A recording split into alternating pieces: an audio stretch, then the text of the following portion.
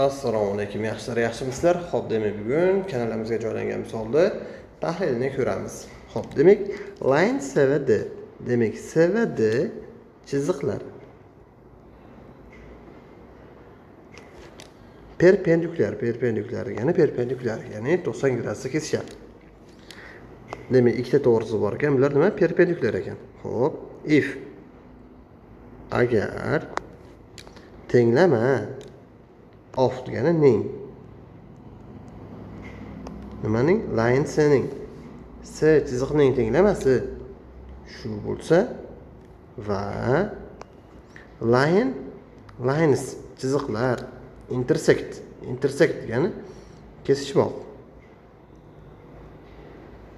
Demak, kesishadi. Point nuqta shu nuqtada kesishadi. Xo'p, qaysi nuqta? Which qaysi nuqta? Lie on degani yotadi. Line B. Yo'q, B emas, bu D bu bo'lishi kerak. C va D chiziqlar. Bu xatoga ketib qolgan D. Demak, D to'g'ri chiziqda yotadi. Xo'p, demak, ikkita to'g'ri chiziq bor ekan, demak ular perpendikulyar ekan va bittasini tenglamasi berilibdi. Va endi biz bilamizki, ikkita to'g'ri chiziq perpendikulyar bo'lishi uchun burchak koeffitsiyentlarini ko'paytmasi -1. Demak, bittasi m bo'lsa, ikkinchisi k2 teng -1. Bu yerdan k2 ni topsam, bu baqa o'tadi, -1 taqsim m. Ana, demak, ikkinchi to'g'ri chiziqni burchak koeffitsiyentini topdim. Nima uchun? Menga bitta nuqta berilgan mana va men bu nuqtaga sherik olaman bulardan bittasini va burchak koeffitsiyenti bu chiqish kerak. Xo'p, ana mana shunday qilib ishlasam eng osoni. Demak, men ABC'lardan bitta variant tanlayman. Bu nuqta bilan bu nuqtadan, ya'ni burchak koeffitsiyentini hisoblaganimda shu javob chiqishi kerak. Xo'p, burchak koeffitsiyentini topish uchun bilamizki, y2 - y1 taqsim x2 - x1 degan formulada nima qilamiz? Foydalanamiz. Demak, ketdi. Men bunga sherik, ya'ni mahrajda m bo'lish kerak. Xo'p, demak hammasi tushadi. Ya'ni A javobdan boshladim. Demak, 6 dan 7 dan ayiraman. Demak, 6 dan ayiraman 7 ni.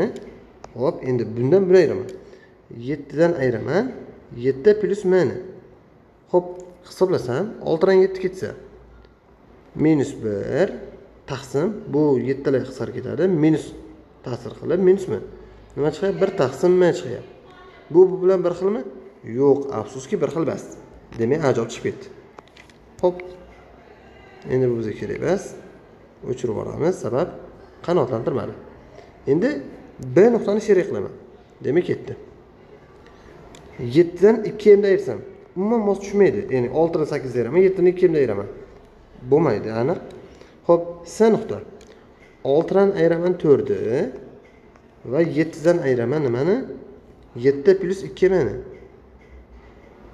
Ana, qarz ocharsam, ya'ni 6 dan 4 ayirsam 2, bu qarz ocharsam 7 minus 7 minus ichkariga ta'sir qiladi. Ana, bu bilan bu qisqar ketib, m bilan bu ham qisqar ketib, 2 bilan 2 qisqar ketib, -1 taqsim m qoldi. Demak, -1 taqsim m bu bilan bir xilmi? Demak, javob qaysi javob ekan? C javob ekan. Ana. Xo'p. Demak, bu misol javob C. Bunday yaxshi misollarni ishlanish yo'lini o'tkazib yubormaslik uchun bizni sahifaga obuna bo'ling va bizni kuzatishni davom eting.